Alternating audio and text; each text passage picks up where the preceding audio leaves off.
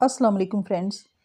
क्या आप रात को अचानक पसीने में भीग जाने की वजह से नींद से जाग जाती हैं या दिन में कई बार अपने जिस्म में गर्मी और जलन महसूस करती हैं, ऐसे जैसे आग लग गई है? अगर आप 40 या 50 साल की उम्र के करीब हैं तो ये कोई आम बात नहीं है।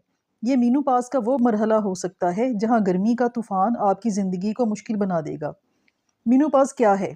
मीनोपॉज़ एक फितरी अमल है जो हर औरत की ज़िंदगी में एक मुश्किल मरहला बनकर आता है। जब माहवारी का सिलसिला रुकने वाला होता है या रुक जाता है तो जिस्म में एस्ट्रोजन और प्रोजेस्टेरोन हार्मोन्स का ताल्लुक आपस में कम हो जाता है और इनकी मिकदार में कमी आ जाती है। ये हार्मोन्स ना सिर्फ माहवारी बल्कि जिस्म की हर हरकत, मूड, नींद और हत्ता कि जिस्म का टेम्परेचर भी कंट्रोल करने में अहम किरदार अदा करते हैं। एस्ट्रोजन हार्मोन्स का सबसे ज़्यादा असर होता है हॉट फ्लैशेस पर, यानी बदन में अचानक गर्मी का उठना। यह गर्मी धूप या मौसम की वजह से नहीं होती, बल्कि जिस्म की अंदरूनी तब्दीलियों की वजह से होती है।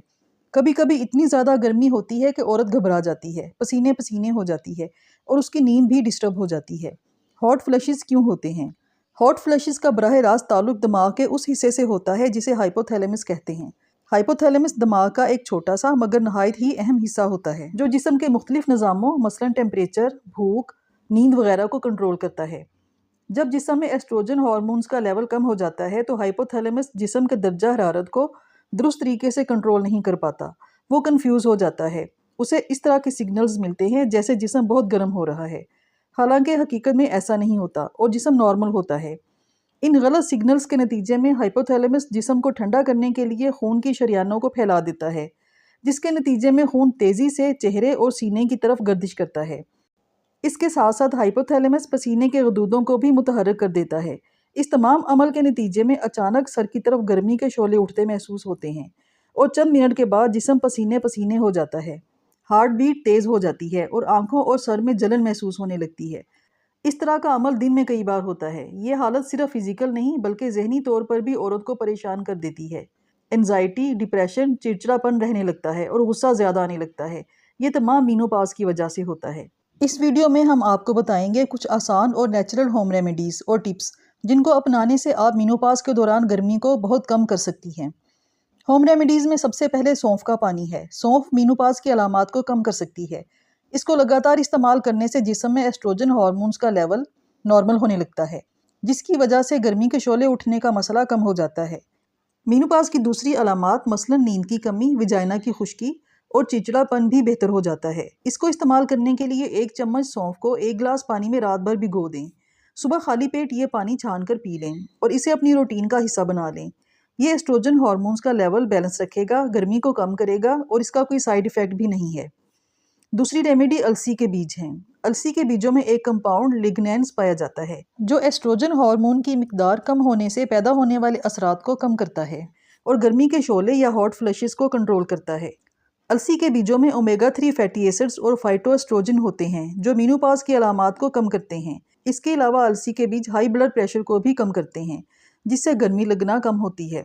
अलसी के बीजों में फाइबर की मिकदार ज़्यादा होती है, जिसकी वजह से कब्ज़ नहीं होती और मजमूई तौर पर तमाम सेहत बेहतर होती है।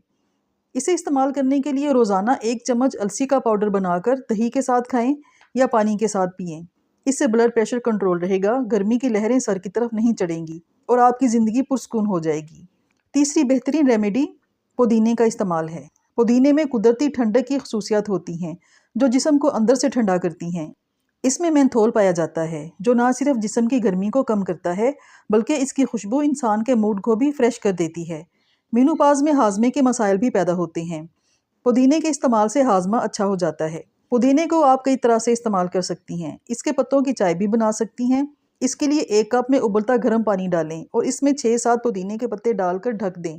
10 मिनट के बाद इसे छान कर पी लें। दिन में 2 बार पिएं। या 1 बोतल में पुदीने के पत्ते डालकर फ्रिज में रख दें और सारा दिन यही पानी पीती रहें। आपको अपने जिस्म की गर्मी में वाज़ेह कमी महसूस होगी। इन रेमेडीज़ के साथ साथ आपको अपने लाइफस्टाइल में भी कुछ एहतियातें लाजमी करनी होंगी। सबसे पहले मसालेदार, तले हुए और तेज़ मिर्च वाले खाने खाना बंद कर दें, क्योंकि मसालेदार खाने खाने से खून की नालियाँ चौड़ी होती हैं, जिससे ब्लड प्रेशर तेज़ होता है और जिस्म की गर्मी में इजाफा होता है। ऐसी सब्जियाँ और फल खाएं जिनमें पानी की मिकदार ज़्यादा हो, मसलन तरबूज, स्ट्रॉबेरी, सेब, केले, अंगूर, माल्टा और सब्जियों में खीरा, सलाद, पालक और लीमू की मिकदार बढ़ा दें। दिन भर में 10 से 12 ग्लास पानी के पिएं ताकि जिस्म में नमी बरकरार रहे और गर्मी कम लगे। चाय, कॉफ़ी और ऐसे मशरूबात जिनमें चीनी की मिकदार बहुत ज़्यादा होती है, इनका इस्तेमाल बंद कर दें, क्योंकि चाय और कॉफ़ी में मौजूद कैफ़ीन और मशरूबात में मौजूद चीनी जिस्म के पानी को कम करते और गर्मी को बढ़ाते हैं।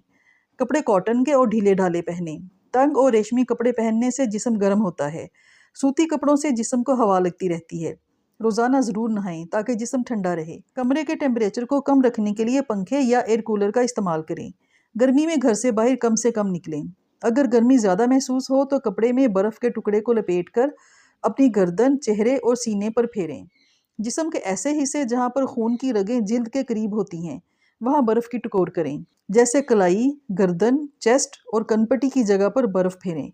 रोज़ाना 7 से 8 घंटे ज़रूर सोएं और सुबह की वॉक को आदत बना लें। मॉर्निंग वॉक से स्ट्रेस और हॉट फ्लैशेस में कमी होती है। 40 साल की उम्र के बाद ख़वातीन के जिस्म में गर्मी की कैफियत एक आम मगर तकलीफ़देह मसला है, मगर सादा और कुदरती तरीक़ों से इस पर काबू पाया जा सकता है। देसी जड़ी बूटियाँ, घरेलू नुस्खे और सेहतमंद तर्ज़ ज़िंदगी ना सिर्फ जिस्मानी गर्मी को कम करते हैं, बल्कि मजमूई सेहत और ज़हनी सुकून के लिए भी मुफीद होते हैं। अगर ये तमाम मालूमात आपके लिए मुफीद हों तो वीडियो को लाइक और शेयर करें और कमेंट्स में ज़रूर बताएं कि सबसे ज़्यादा किस टिप ने आपको फ़ायदा दिया, और चैनल को सब्सक्राइब करना ना भूलें। शुक्रिया।